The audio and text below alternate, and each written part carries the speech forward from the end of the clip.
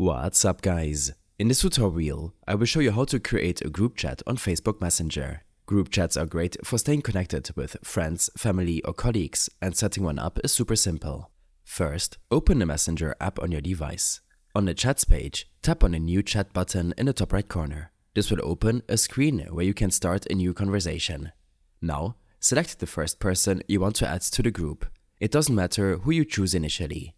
After selecting the first person, look at the top right corner again and you will see a plus icon. Tap on it. This will allow you to add more people to the chat. Keep selecting contacts until you've added everyone you want in the group. Once you're done, type a message and send it to create the group officially. To find the group later, go back to your Chats tab and you will see it listed among your conversations. You can now send messages, share media, and even add people later if needed.